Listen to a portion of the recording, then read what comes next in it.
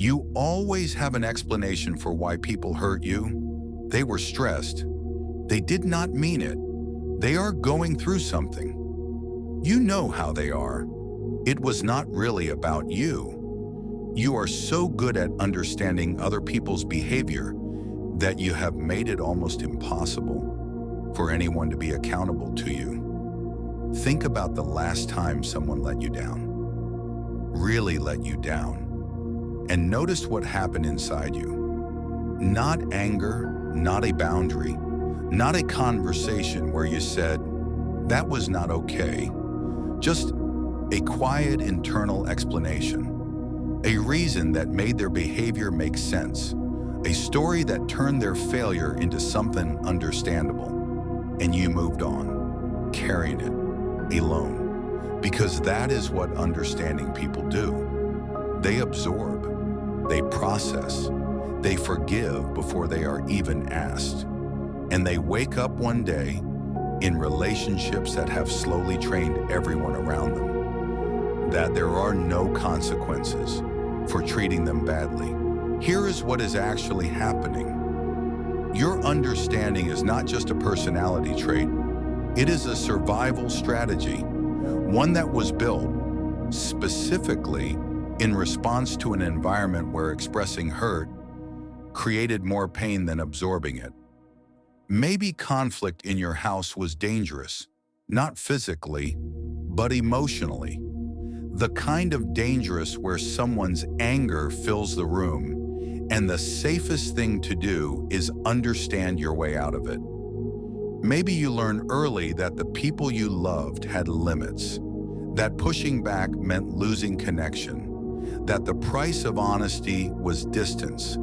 Maybe you were just born sensitive enough to feel other people's pain so clearly that causing them more of it, even in self-defense, felt worse than just carrying your own. And so you became the most understanding person in every room, the one who never makes it a big deal, the one who lets things go, the one everyone describes as so easy to be around, because you never ask for anything.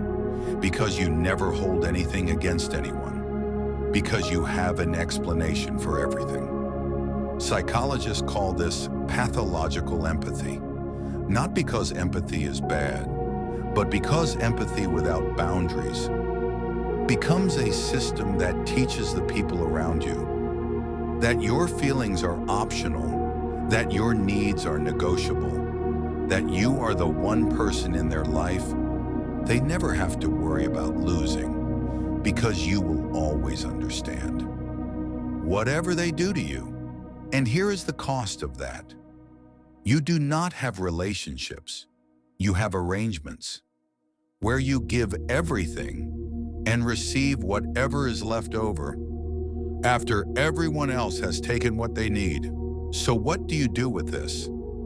Not become cold. That is not the answer, and you already know it. The world does not need more people who stop caring. It needs people who care and know their worth at the same time. Not start punishing people for every mistake. That is not boundaries.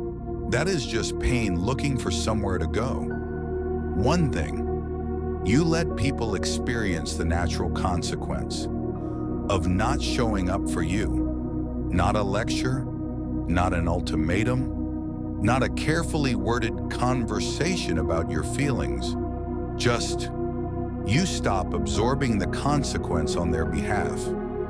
You stop explaining away the canceled plan. You stop manufacturing reasons for the silence that went on too long. You stop making their carelessness your understanding, and you let the discomfort sit with them.